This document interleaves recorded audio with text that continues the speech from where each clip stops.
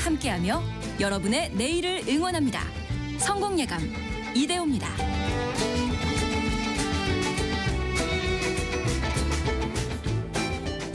성공예감 이대호입니다. 2부의 문이 열렸습니다. 4월 10일 목요일 오전 10시 5분 함께하고 계시고요.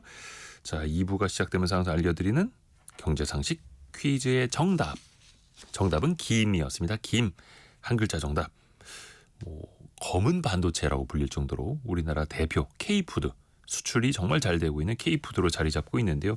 그 가격이 좀 널뛰고 있다라는 이야기도 전달을 해드렸고요. 다만 최근에는 조금은 안정되고 있다라는 말씀도 드렸죠. 사실 한국 사람 치고 김 안 좋아하시는 분들 안 계실 것 같아요. 그런 이야기 정영주 님도 보내주셨고요. 우리나라에 김 안 좋아하는 사람 없죠. 이렇게 보내주셨고요. 4789님. 일부에서 말씀드렸구나. 참. 김효조님은 명란김이 진짜 맛있어요. 그러니까 윤상경님은 곱창김이 최고죠. 저 개인적으로 곱창김을 아직까지 못 먹어봐가지고 한번 사봐야겠네요. 그리고 신보선님은 아침에 우리 삼형제 김가루에다가 주먹밥 만들어서 아침을 줬어요. 라고. 이것도 맛있죠. 김가루. 김가루 왜 이렇게 맛있어요?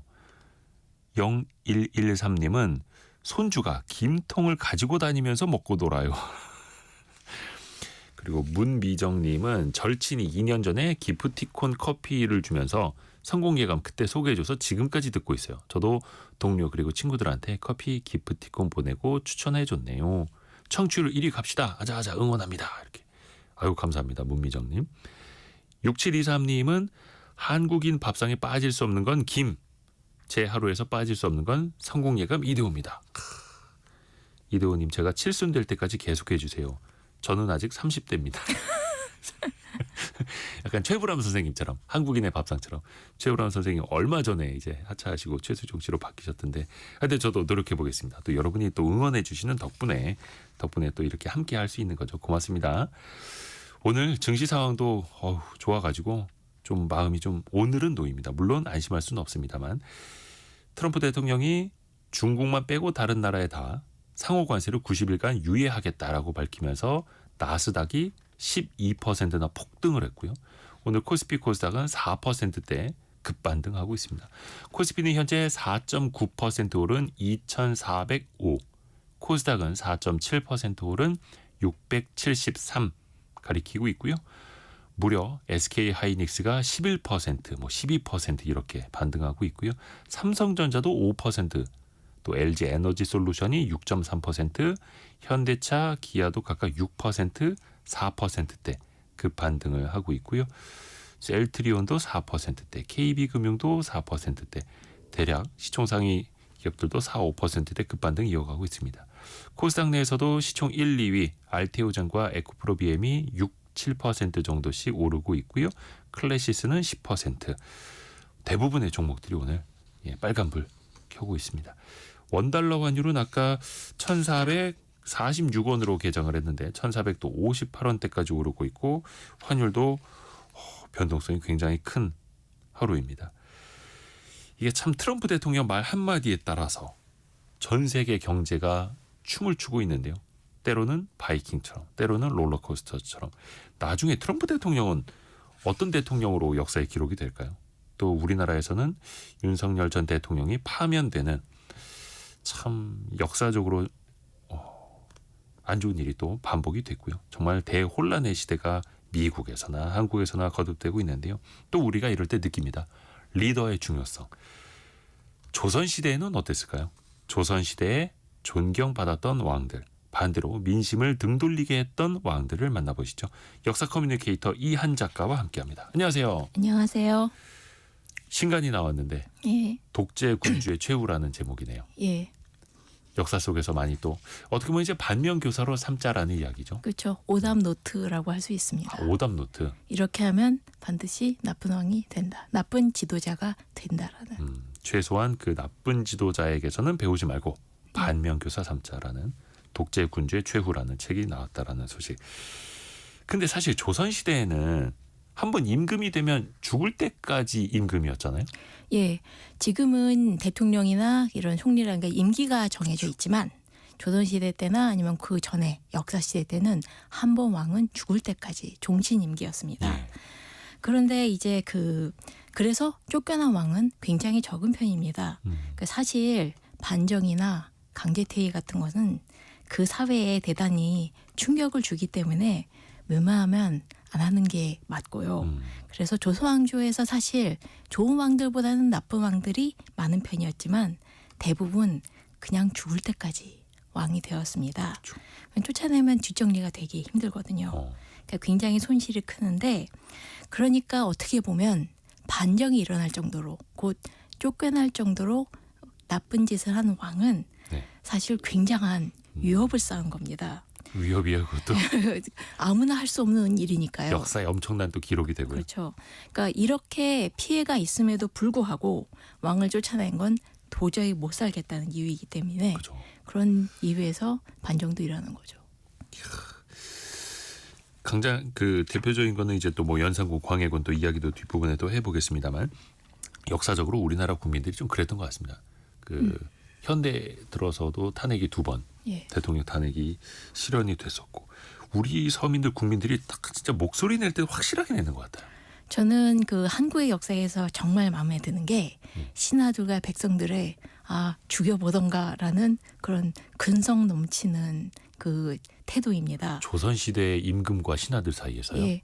그리고 신하던가 백성들이든가 좀 화가 나면 그 상대가 왕이든지 아니면은 관리든지 어떻게 몰려가서 항의를 하거나 이제 그 횃불 같은 거를 이제 그 산정석에 올라가서 횃불을 켜고 누구누구야 정치 좀 제대로 해라라고 욕설을 퍼붓고 내려간 일들이 실제로 기록에 있고요. 이게 현대 사회는 촛불인데 예. 조선 시대는 횃불이었어요. 그렇습니다. 그리고 이제 익명서 같이 대자보를 써서 누구누구가 왕이 잘못했다라는 식으로 써서 붙이는 일들도 조선시대 때 여러 번 있었거든요. 이런 게 어떻게 보면 뭐 왕들이나 그 관리들로서는 감히 내 권위에 도전하다니라고 생각하겠지만 네. 이렇게 화를 낸다는 건 그만큼 사회의 불만을 빼는 거거든요. 만약에 이게 중국처럼 이제 절대적인 권력이 주도를 하면서 마구 억누르면 이 나중에 펑 하고 터져서 삼국지 꼴이 납니다. 온갖 그 주변에 이 군벌들이 들고 일어나서 그 대혼란기가 오게 되는데 조선이나 그런 데서 이렇게 자꾸 사람들이 화를 내고 그만큼 불만을 해소하니까 어떻게든 찌그락찌그락 하면서도 아주 큰 난리 없이 나라가 지속됐다고도 볼 수 있습니다. 어떻게 보면 이제 국민들이 또 조선 시대에도 우리 서민들이 그걸 또 만들어 간 거죠. 그 문화 심리 쪽에서 제가 배웠는데요. 우리나라 국민들이 좀 다른 나라보다 주체성 자기가 강하대요. 그러니까 자기 주체성이 강하다 보니까 조금 상대방의 틀린 부분이 보이면 또 그걸 바로 이야기를 하게 되고 정치에도 더 적극적으로 참여하게 되고 심지어 조선 시대에도 임금을 갈아엎을 정도로 예전부터 있었다는 거죠. 폭군의 표상하면은 연산군부터 이야기를 안 할 수가 없어요. 예, 그렇습니다. 근데 연산군은 뭔가 원래 임금에 오를 때는 정석을 밟아서 올라간 임금이었잖아요. 예. 그 연산군 하면 보통 그 죽은 어머니 폐비 윤씨 때문에 비극적인 사람으로 기억되기 일쑤이지만 네. 사실 어릴 때부터 세자의 코스를 밟았고요. 교육을 착실하게 받아왔고 그다음에 연산군은 또 자기 어머니가 그렇게 죽은 줄 몰랐던 것도 있긴 합니다만 네. 사실 그 전까지 조선 왕조에서 세자가 이렇게 철저한 교육을 받아서 그 왕이 된 케이스가 거의 없었거든요. 계속 변칙적인 계승이 되다가 거의 최초로 엘리트 교육을 받고 왕이 된 케이스였는데 아하. 그런데 대체 어디서 물려받았는지 모르지만 성미가 굉장히 기분이 쉽게 상해서 그 화를 잘 내는 성격이었습니다. 약간 그 기질 자체가 그러니까 어릴 적부터는 엘리트 코스를 밟았는데 예. 커가면서 그게 나타난 거예요. 그렇던 아무래도 약간 천성도 있었던 것 같고 연산군이 사실 아무한테도 이제 그 열등감을 느끼거나 그 꿀릴 상황은 없었거든요. 네네네. 왕의 큰아들이고 세자로서 교육도 받았고 그런데 항상 입에 달고 살았던 말이 능상 곧 능상? 위를 우습게 여긴다. 그러니까 아랫놈이 감히 윗사람한테 대든다라는 것이었는데 자기한테 뭔가 바른 말 하는 거를 그냥 그렇죠. 눈 뜨고 못 본 거예요. 그렇죠. 그러다 보니까 이제 신하들이 말하면은 이건 감히 왕을 우습게 여긴다. 윗사람을 우습게 여긴다. 그러면서 화를 펄펄 내면서 요즘 세상이 잘못되었다라고 그런 얘기까지 했습니다. 게다가 아까 얘기했듯이 굉장히 엘리트 교육을 받고 자랐음에도 그렇게 말꼬리를 잡고 빈정대는 걸 잘했어요. 그래서 연산군 일기를 보다 왕이나 보면 돼서 임금이나 돼서 빈정됐다고요? 네, 네. 그러니까 이제 신하들이 임금이 이건 잘못됐습니다라고 하면 그냥 말하지 말고 술이나 먹어라. 그러면서 술을 내려줍니다. 이거는 그냥 먹고 닥치라는 거죠. 그런 것도 있고 그다음에 연산군이 예. 노느라고 그러니까 난 눈이 아파서 경연은 공부는 못하겠다라고 한 다음에 이제 파티를 벌여서 즐겁게 논 거예요. 그래서 신하들이 아니 임금님 눈이 아프시다면서 어떻게 연애는 여십니까? 네네네. 라고 하니까 그때 연산군이 했던 말이 걸작인데요. 네. 너희는 술을 눈으로 먹냐? 라고 빈정된 얘기를 거예요. 해요. 이것도. 이게 기록에 이렇게 말씀하셨다 나와 있고. 예, 실록에다 기록되어 있어서 보면 이게 한마디 한마디. 예, 그러니까 어떻게 그렇게 하나하나 긁혀가면서 신경질 내고 화내고 빈정대고 이렇게 하나하나 받아치고 있는 거 보면 왕이 채신머리가 없다는 생각이 듭니다. 채신머리가 없을 정도로 신하들한테 빈정대기도 했었고. 게다가 그 폭군의 기본인 그 사치스러움, 그 비싼 그 중국산 비단 옷 입고 그 신선한 전복이라든가 노루꼬리 같이 좋은 것만 먹고 노루꼬리요? 예, 그 당시 조선시대 때의 별미였습니다. 그러니까 노루에서 꼬리가 얼마나 짧아요. 노루가 꼬리가 거의 안 보이지 않나요? 그렇죠. 근데 그게 별미라고 여겨졌기 때문에 그걸 또 이제 다 이제 구해서 그것만 먹고 그다음에 그 중국에서 검은 엿이라는 게 귀하다고 해서 그걸 수입해 오게 하고 엿이요? 엿? 예. 검은 엿? 자기 간식거리하고 자기 숙취 해소제까지도 그 외국에서 사오게 합니다. 숙취 해소제가 있었어요? 예. 빛랑이라는 그 열매 같은 것인데 그래서 다른 왕들은 이제 그 중국에 책 같은 거 사오게 하는데 연산군은 자기 개인 쇼핑 목록을 사진들에 주면서 이대로 사오게 해라. 그러니까 그림 그려주면서. 권력, 예, 국가 권력의 사유화죠, 뭐. 그러니까 그런 데 쓰라고 있는 권력이 아니지 국가 않습니까? 권력의 사유화. 예. 조선시대에. 그리고 심지어 이제 국고를 이렇게 막 팡팡 쓰다 보니까 네. 나중에 신하들한테 줄 돈이 없는 거예요. 급료를. 신하들한테 줄 그 월급을 월급 줄 게 주거든. 없었다고요? 예. 나라 재정에? 네, 그 정도로 펑크가 나게 됩니다. 심지어 이제 그 은퇴한 관리들에게 주는 예. 급료가 이제 모자라게 돼서 신하들이 건의합니다. 하도 안 준 지 오래됐으니까 누구누구 그 못 받은 사람들 중심으로 챙겨줍시다라고 하자 연산군이 화를 냅니다. 신하들한테 급료를 주는 건 왕의 일인데 감히 너희들이 뭐라고 하다니 이것도 왕을 무시한 거다 하면서 국문을 내려버립니다. 국문. 예, 이거 약간 혼내는 거. 예, 둘겨 패는 거죠 한마디로. 그러니까 국문이라는 게 뭔가 되게 말이 좀 점잖아 보이기는 한데 예. 그냥 두들겨 팬 거다. 실제로 연산군은 신하들 앞에서 막 다른 신하들 끌어내서 막 그 모욕을 주고 때리거나 그런 폭력을 되게 많이 썼던 왕입니다. 진짜 폭군 중에 폭군. 예. 근데 이게 약간 신하들의 퇴직금을 챙겨줍시다가 아니라 예. 밀린 월급 줍시다라고 했는데 두들겨 맞았다는 거예요. 예, 그렇죠. 그러니까 뭐 영화 드라마에서도 많이 나왔습니다만 진짜 제멋대로였던 거고. 그렇습니다. 근데 그 신하들 당장 급료까지 못 줄 정도면 나라 경제가 정말 말이 아니었다라는 거잖아요. 사실 나라 경제뿐만 아니라 백성들 삶에 직접적인 위협을 가했습니다. 위협까지. 예, 그 대표적인 게 그 금표의 설치라고 하는데, 금표요. 예, 한마디로 말하자면은 백성들의 집을 빼앗아서 자기 것으로 만들어 버립니다. 강제로. 예. 국가 그 백성들의 땅과 집을 다 뺏었죠.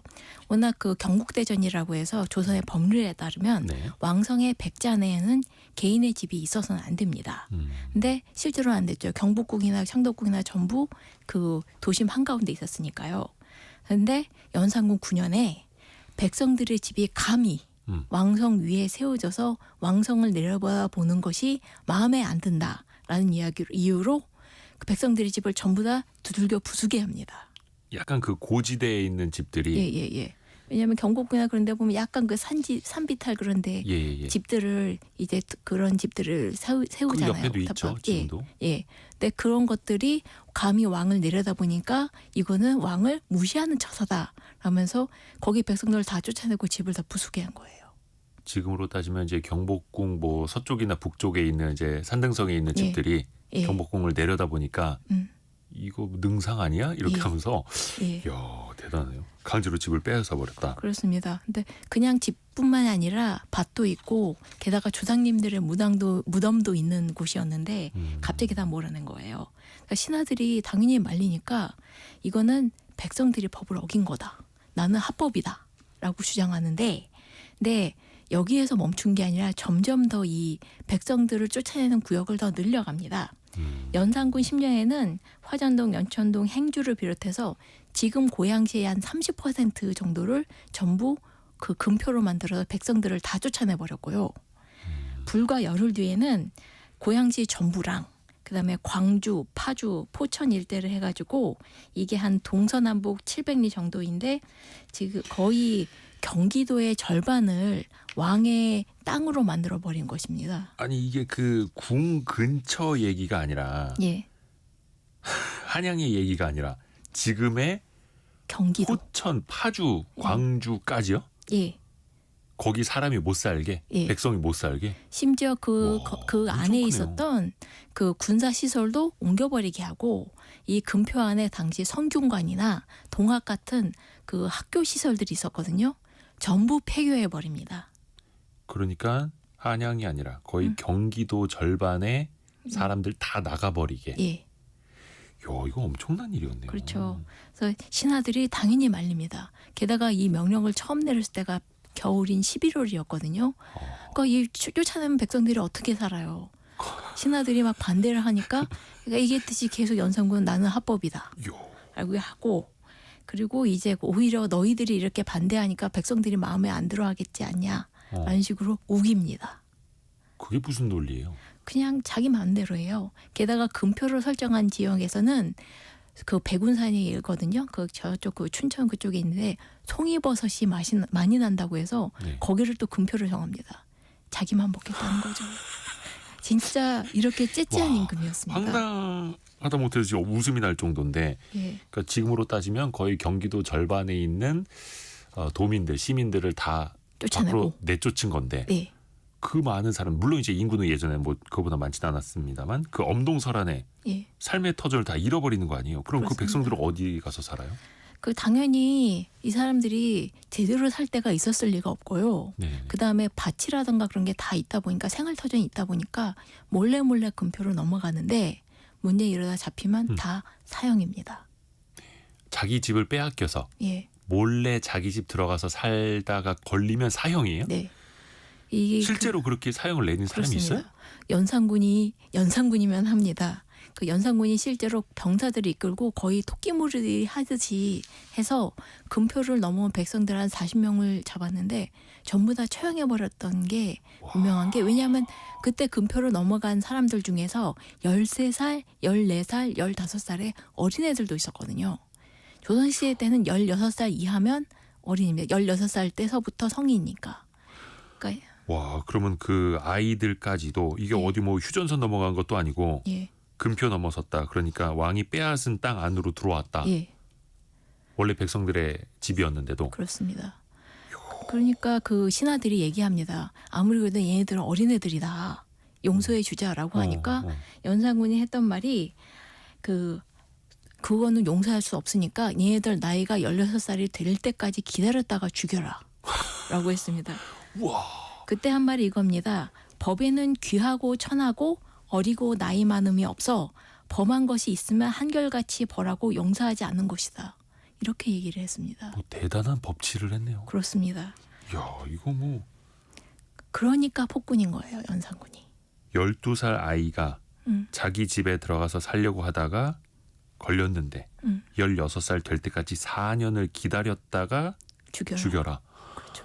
와, 이거는 뭐 영화나 드라마에서는 봤습니다마는 다시 들어도 이해가 안 되는. 예, 그러니까 폭군 중에 폭군. 근데 그 악행이 여기서 또 끝나는 게 아니에요. 그렇습니다.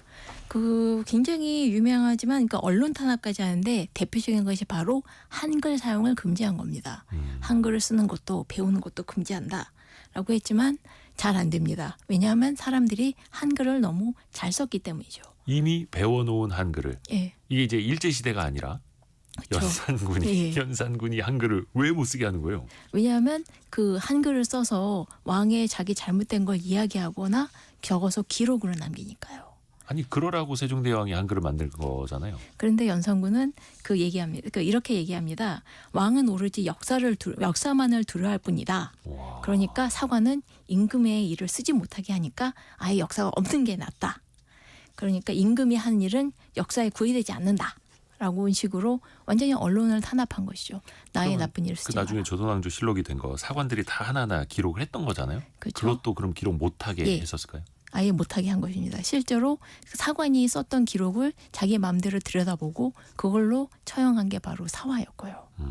그리고 사람들이 2명 이상 만나지도 못하게 하고 그다음에 말 조심해라라고 적혀있는 신원패를 줘서 신하들이 전부 차고 다니게 했습니다. 신언패. 예, 입조심패라고 생각하시면 됩니다. 그거 계속 들여다봐라. 예, 그러니까 내가 차고 있는 걸 보고 남이 차고 있는 걸 보면서 함부로 말하지 않게 하는 거고 실제로 자신을 비난하는 말이 어떻게든 밀고가 들어오면 절대로 용서하지 않고 전부 죽이거나 처벌하거나 쫓아냈습니다. 그럼 이제 역사를 기록하는 사관들이 예. 신원패 차고 다니다가 몰래 이런 연산군의 악행을 적었다가 걸리면 그 사관도 죽고 그다음에 가족들과 친척들까지 전부 죽게 되는 그런 상황입니다. 친척들까지요? 예.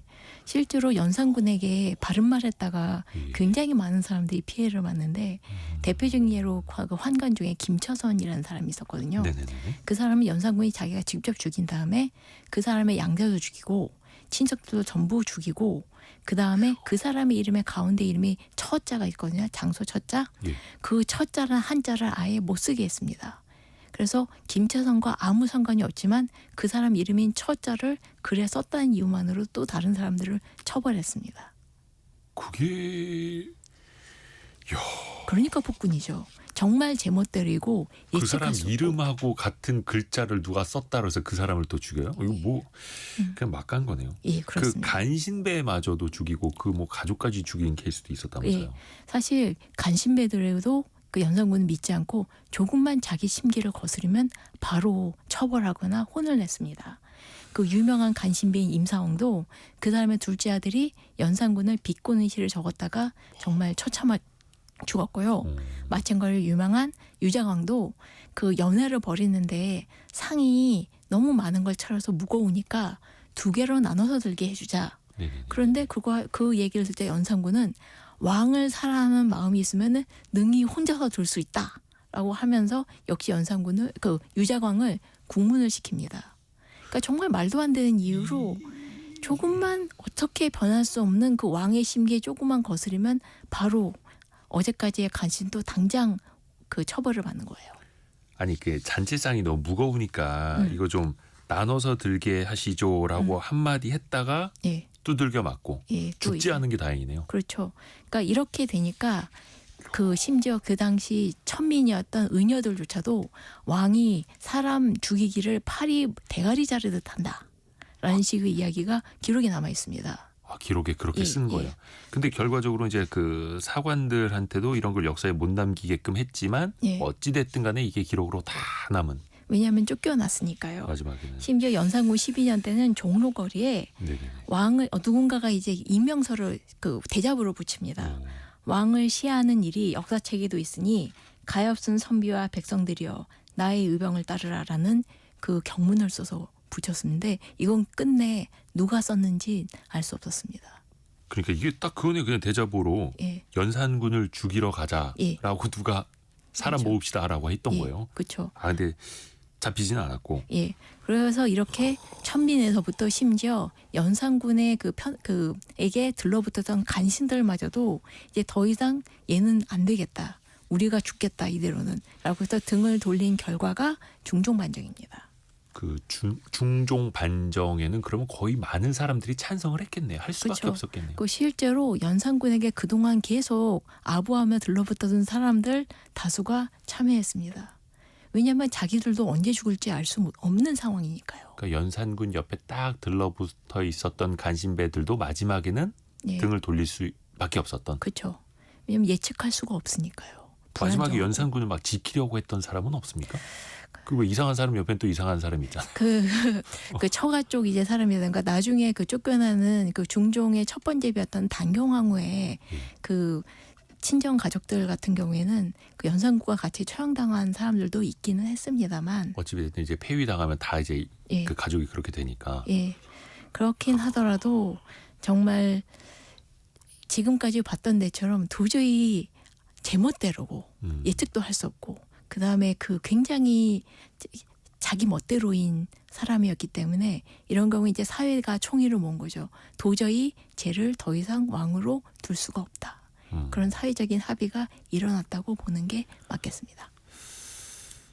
그 6261님이 화내다가도 이한 작가님의 목소리 들으면 침착해지는 훌륭한 목소리라고. 근데 이런 이야기를 이렇게 또 침착하게 설명해 주시는 건 이한 작가님밖에 없지 않을까? 감사합니다. 주욱현님이 연산군 이야기는 매번 들으면 들을수록 기가 막히네요. 그렇죠. 이런 역사가 또 생겨서는 안 될 테고. 다른 왕 이야기로도 좀 넘어가 볼까요? 성군 하면은 당연히 이제 세종대왕부터 떠오르는데 사실 네. 세종대왕도 또 한 고집 하셨다고요. 그 사실 연산군과 비교를 한다면 네. 그 왕릉에 누워 계신 세종대왕님께서 벌떡 일어나시겠지만 네. 비교하면 안 되겠지만. 그래도 검은색과 흰색을 비교하는 게 가장 눈에 아. 잘 띄고 좋죠. 네네네. 사실 세종대왕도 고집은 굉장하셨는데 예. 그 고집의 대표적인 결과물하면 역시 훈민정음이 아닐까 합니다. 훈민정음이 어떻게 보면 이제 고집으로 탄생한 거예요. 그렇죠. 왜냐하면 이것도 왕이 국가 권력을 써서 자기 취미 생활을 한 거거든요. 그래요? 예. 처음에 시작이? 예, 그렇죠. 훈민정음이 어떻게 만들어졌는지는 자세하게 알려져 있지 않지만 그 전서부터 세종은 이제 그 외국 사신들한테 그 나라의 의문학 서적을 사오게 합니다. 그리고 그래서 언어를 연구를 하고 그 다음에 과거에서 이제 자원급제한 천재들을 모아다가 인문학 연구소를 만들었는데 이게 바로 집현전이죠. 그 나라 말이 어떻게 불리고 어떻게 소리 나는지 한번 연구해 보자. 예. 그렇게 해서 만들어진 책이 동국정문이라고 있거든요. 네. 그리고 그렇게 그런 연구 결과를 토대로 훈민정음이 만들어지게 된 것인데 이것도 엄밀하게 본다면 국가 권력을 왕이 마음대로 쓴 거긴 하지요. 근데 당연히 근데 그거는 이제 공부하고 예. 연구 개발해서 예. 한글을 만들어졌으니 예. 참 좋은 결과가 된 건데 이게 사실 한글 창제를 시도할 때만 해도 반대가 엄청 많았다면서요. 특히 이제 신하들이. 그 여러 가지 설이 있긴 한데 사실 그 신하들이 훈민정음을 반대한 것은 아예 뭐 중국의 말 어쩌고 저쩌고 그런 것도 있긴 하지만 왕이 취미로 언어를 만든 건 괜찮은데 네네네. 그 세종대왕이 이 말을 써서 시험도 보고 국가의 언어로 만들겠다라고 하니까 약간 반대한 그런 것도 있긴 합니다.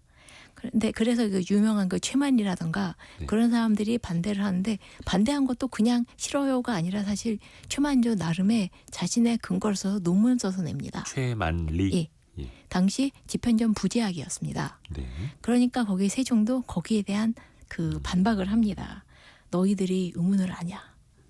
사성 칠음에 자모가 몇 개나 있는 줄 아냐? 내가 이 의문을 바로잡지 않으면 누가 이걸 바로잡을 거냐?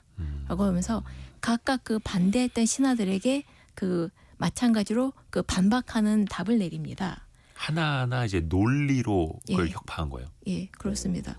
대표적인 또 하나의 예는 그 정창손이라는 사람이었는데 네. 이 사람은 백성들은 그러니까 이 세종대왕이 한글을 만든 이유는 백성들로 하여금 이걸 배워서 편하게 쓰게 하고 그다음에 이 사람들에게 이런 좋은 걸 가르치면 백성들이 잘 교화가 될 것이다. 라고 한 거였거든요. 그러니까 정창손이라는 사람은 백성들은 자질이 없으니까 가르쳐봐야 별로 도움이 안 됩니다. 라고 얘기를 한 거예요. 그러니까 세종대왕이 굉장히 화를 냈습니다. 이따위가 무슨 선비이치라는 거냐. 왜냐하면 조선 그 유교 국가의 원칙은 이 사람들을 잘 가르쳐서 좋게 만드는 교화거든요. 근데 이 정창순의 이 말은 그런 거 교화 쓸모 없어요라는 그런 유교의 그런 원리를 정면으로 부정하는 것이기 때문에 세종대왕은 굉장히 화를 내고 이때 반대했던 사람들 전부 의금부로 시켜서 잡아 가두게 합니다. 누가요? 세종대왕이요. 반대했던 사람들. 그걸 잡아 가뒀어요? 예. 근데 하루 만에 풀어줬습니다. 근데 이제 세종대왕은 논리로 이제 다툼을 벌였고 예, 연산군은 그냥 때려 죽였고. 예, 그렇습니다. 폭력과 힘을 마구 썼던 거고 음. 세종대왕은 어떻게든 굉장히 자신이 의문하게 지식이 있었기 때문에 거기에 대해서 반박을 해서 사실 꽤 학술적인 논쟁이기도 했습니다. 그냥 그 지편적 학자들한테만 맡긴 게 아니라 본인 스스로가 더 먼저 많이 공부를 해놨으니 예, 그걸 또 논리로 이겨낼 수 있었고 그렇게 해서 기득권을 이겨내고 한글을 창제했던 거고요. 예. 또 예전- 무엇보다도 네. 그 후민정음을 백성들이 너무 잘 썼기 쉽게, 때문에 그렇죠. 쉽게 예, 또 받아들일 수 있었고. 아주 성공적이었죠. 그렇죠. 또 예전에 공법이라는 거 이게 그 세금 제도였죠. 그렇습니다. 이거를 세종이 당시에 거의 20년에 걸쳐서 세금 제도를 개편했다. 예, 이 말씀해 주셨었잖아요. 그렇습니다. 그 사실 지금도 나라 그 세금 제도를 바꾼다면 엄청나게 일이 크지요. 그렇죠. 그래서 황이나 호조 같은 정승들도 반대를 했습니다. 이거 고치느라 나라를 뒤엎으면 너무 힘들 거다라고 하는데, 근데 세종이 했던 대처가 이제 이게 물론 절대 왕정이기 때문에, 그러니까 평생 임기가 정해져 있기에 가능한 거긴 했지만 네. 20년 동안 설득하면서 그 정책을 수정합니다.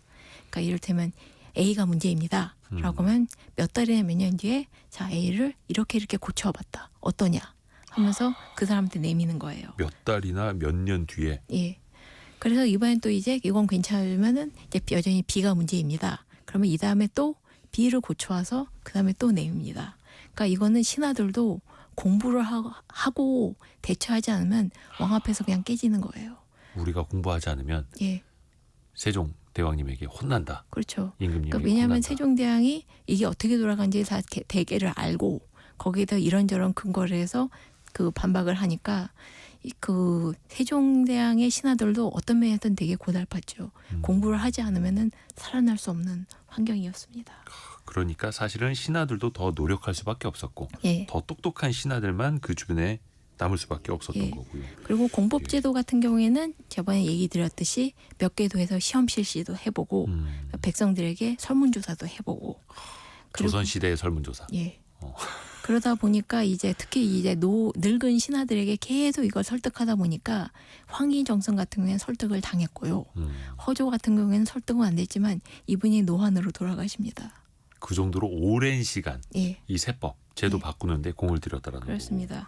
물론 이런 아무리 보완을 해도 어떤 정책이든 한계가 있고 잘못이 있을 수밖에 없습니다만 그럼에도 불구하고 계속 이것을 놓지 않고 밀고 나갔으니 이런 게 뚝심이지 그냥 고집이 센 건 뚝심이 아니라고 그렇죠. 생각합니다. 고집과 뚝심은 우리가 구분해 봐야죠. 그러니까 어떻게 보면은 아주 긴 시간이 걸릴지언정 논리로서 예. 연구 개발을 하면서 한 발 한 발 나아갔다라는 거고 이제 세종대왕이 우리 시대 특히 이제 귀감을 줄 만한 그런 리더십의 모습 또 네. 어떤 장면이 있을까요? 역시 그 중요한 게 실패를 할 수 있는 기회를 주고 그다음에 또 그 실패를 보완할 수 있는 기회도 줍니다. 예를 들어 어떤 프로젝트를 진행하면 해서 이제 결과물을 가져오면 네. 세종이 딱 보고 여기저기 안 좋으니 고쳐와라. 물론 이것도 총괄인 세종의 다양의 대계를 알고 있으니까 네. 이제 지도를 할 수 있는 거죠. 그러면 그럼 그 사람이 또 가져가서 이걸 계속 보완해서 가져옵니다. 그래서 이제 세종시대 때 여러 업적들이 있지만 보면은 그걸 세종 혼자서 하기보다는 네네. 각 그 분야별로 전문가들이 있었습니다. 음악에는 그 박연이 있고 과학 쪽에는 김담이나 이순지 같은 사람이 있고 네. 기술에는 장영실, 기타 등등 그다음에 이 집현전의 인물들이 있죠. 사실 이 사람들이 전부 완벽한 사람들 아니었고 네. 각자 그 뭐 이제 부정축제를 했다던가 성격이 나쁘다던가 아니면 뭐 여러 가지 결점이 있긴 했지만 세종대왕 같은 경우에는 이 사람들에게 웬만한 큰 결점이 있어도 이 사람은 버리지 않고 웬만하면 끝까지 일을 맡깁니다. 잘하는 지점이 있으니 예, 그 장점을 더 개발해주고. 예. 그래서 어떤 사람이 이제 심지어 자기 어머니가 돌아가셔서 일을 못하겠다라고 하면 그 자리를 비워놓고 3년을 기다리게 합니다. 그죠 옛날에 3년상 치르고 했으니까. 예. 아, 3년 동안 또 기다려줘요? 예, 왜냐하면 또 게다가 그 사람은 세종이 웬만하면 그냥 일하지라고 하는 게 저는 우리 어머니가 나를 너무나도 열심히 키워줬기 때문에 전 일 못하겠습니다 하고 일을 뻥 차고 가버렸거든요. 어떻게 보면 왕한테 대든 것이었는데 세종이 그걸 용서해주고 3년을 기다려서 돌아온 그 사람을 다시 그 일을 시킵니다. 대단합니다. 실패와 성공을 그렇게 해서 또 축적해 나갔다라는 거고 그렇죠. 그 실패마저도 또 걸음이 된 거고 예. 보안 방안도 찾아보도록 또 기다려주고. 예. 야, 이게 진짜 어려운 일인데요. 그리고 사실 일하는 사람도 굉장히 힘들었을 겁니다. 그 왕이 다 알고 있으니까 그거 제대로 했어? 다시 해와. 제일 무서운 거 이거 마음에 안 드니까 다시 해와 라는 식으로 그렇게 처음서부터 거의 롤백이 된 프로젝트가 여러 개 있거든요. 근데 그냥 밀어붙이는 게 아니라 또 왕이 그걸 다 이해하고 있고 예. 알고 있다라는 거. 근데 또 그런 지식적인 측면뿐만 아니라 상대의 말을 들어줄 만한 어떤 자세가 또 되어 있었다라는 거잖아요. 그렇죠. 최고 권력자가. 예. 그게 또 대단한 거고요. 물론 약간 나이 드신 다음에 약간 화도 내곤 하셨지만 네네네. 그래서 세종은 정말로 훌륭했던 게 그 연산군과 다르게 네네네. 자신이 편이 아닌 사람들도 포용했습니다.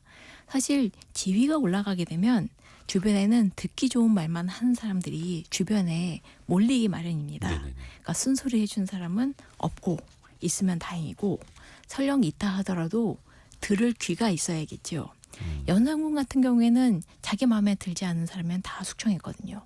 그러니까 무사화라고 해서 이제 사화 일으킨 것도 그렇고 네네네.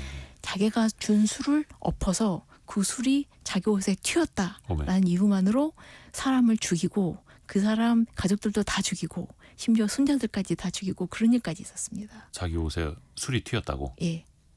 감히 내가 준 술을 엎었다. 그래서 심지어 사관들을 불러다 시키기까지 했어요.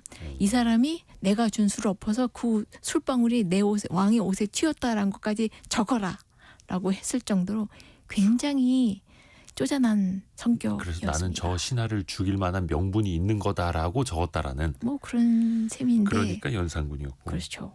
그래서 근데 세종대왕은 거죠. 예. 다른 편도 포용을 하고 예. 내 라인이 아니더라도 또 중용을 했던 인물이고. 그렇습니다.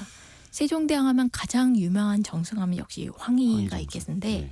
사실 황희정승은 원래 태종 때 양녕대군을 계속 세자로 해야 된다고 세종대왕의 큰형을 계속 지지하다가 결국 태종한테 쫓겨나서 귀양까지 갔던 사람입니다. 아, 본인을 세자로 밀어줬던 사람이 아닌. 예. 그럼에도 불구하고 황희를 데려다가 정승으로 계속 일을 시켜 먹으면서 황희가 내가 도저히 나이가 들어서 사직하겠습니다라고 하는데 그거 허락하지 않고 계속 일을 시켜 먹었죠. 황희정승이 굉장히 장수하신 분. 예, 아니에요? 심지어 세종대왕보다 오래 살았습니다만 예. 그렇다 하더라도 나이 이제 7, 80 넘어가니까 너무 힘들어서 아, 좀 이제 쉴래요 살가요라고 하는데. 하는데 왕이 허락하지 않고 계속 일을 시켰습니다. 그 황희정승뿐만이 아니라 80 넘어서까지. 예, 예. 그게 다른 더 괴롭힌 거 아닙니까? 그렇죠. 사실 거의 그 노인 학대의 수준으로 당시 세종의 그 정승들이 한 7, 80대도 계속 일을 시켰거든요. 예. 그래서 그 당시 실록 기록에 나와 있습니다. 하도 나이가 들어서 사직을 허락하지 않으시니까 예. 심지어 그 이런 의정부 쪽에 5, 60 정도면 젊은 거라 막내 소리 듣는다. 아니 근데 요즘 시대에는 이제 7, 80이어도 일을 하실 수 있는데 조선 시대 80세면 예. 어우, 예. 그 약간 험한 말로는 이제 관짝에 발 하나는 넣어놓으신 나이긴 하셨습니다만 그 조선시대 때는 거의 그 세종 때는 현역으로 심지어 죽기 사흘 전까지 계속 일을 했던 사람들도 있습니다. 근데 그 정도로 세종 자체가 워커홀릭이었고 예. 일을 또 열심히 하시는 맨날 책 보고 눈이 안 예. 좋아질 정도로 건강이 안 좋아질 정도로 책 보고 일하셨던 분이니 예. 신하들한테도 그렇게 또 가혹하게 일을 시켰던 거네요. 아니 근데 그렇게 하면 성군 시대에는 경제는 좋았습니까? 그 사실 그게 좀 미묘한데요. 예. 세종 시대 하면 아주 태평성대일 것 같은데 예. 그렇진 않고 그 저번에 얘기한 서울 대화제부터 시작해서 흉년에 뭐 가뭄에 아주 법석이었습니다. 그렇다 하더라도 정책은 굉장히 예측이 가능했습니다. 그 세종은 굉장히 특이했던 게 백성들이 배고픈데 굉장히 신경을 많이 썼습니다. 예. 그러니까 세종 1년 때 그 흉년이 들었거든요. 그래서 이런 말을 내렸습니다.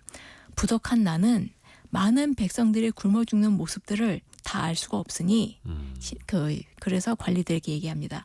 만약 단 한 명의 백성이라도 굶어 죽게 둔 자가 있다면 모두 처벌할 것이다. 신하들한테. 예, 그렇게 얘기를 합니다.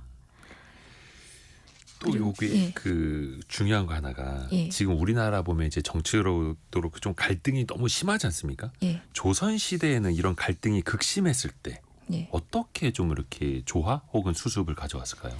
역시 그 수많은 그 실수를 바로잡을 수 있는 기회를 주고 이제 내가 아닌 다른 사람도 포용하고 그리고 이제 그러면서 어떻게 보면은 이게 뻔한 얘기지만 갈등을 봉합하고 화합을 통해서 다음 시대로 나아갈 수 있게 한다는 것이 정말 판에 박힌 얘기이지만 네. 정말 필요한 일이기도 했습니다.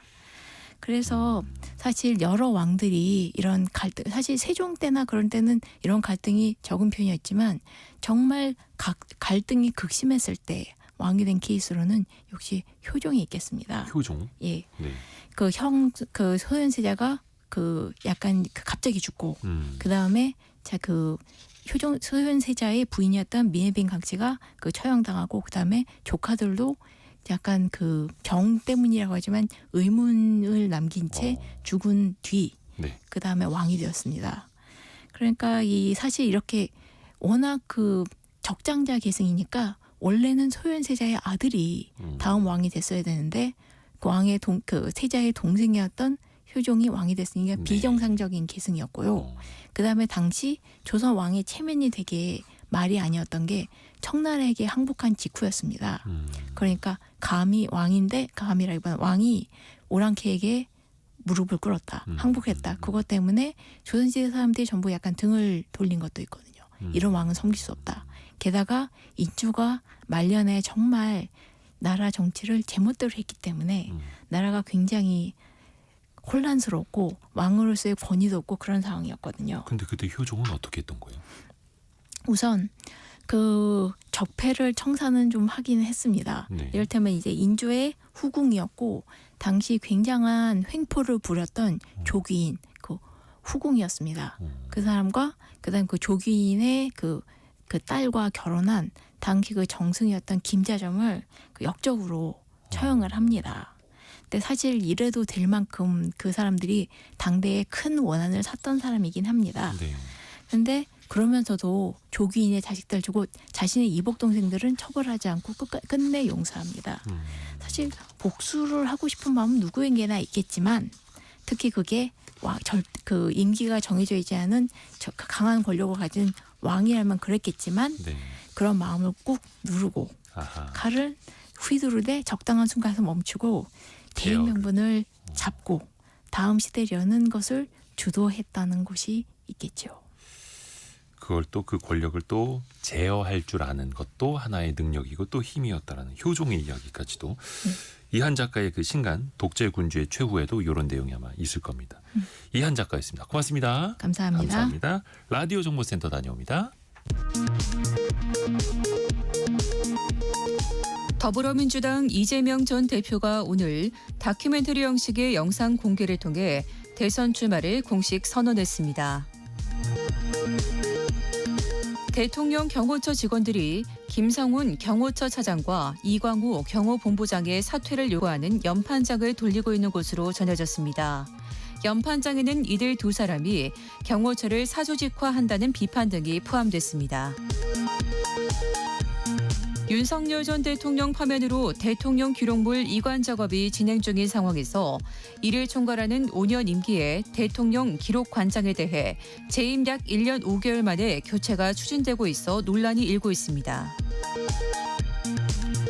올해 2월까지 국세 수입이 1년 전에 비해 2조 9천억 원 증가했지만 실질적인 나라 살림살이 현황을 보여주는 관리 재정 수지는 17조 9천억 원 적자를 기록했습니다. 지금까지 라디오 정보센터 뉴스 정한나였습니다. 애프터 서비스 시간 유혜진 리포터 함께합니다. 안녕하세요. 네, 안녕하세요. 우리 청취자분들의 질문 들어보죠. 네, 7162님. 내일 배움 카드는 주부도 조건 없이 이용 가능한가요? 4938님.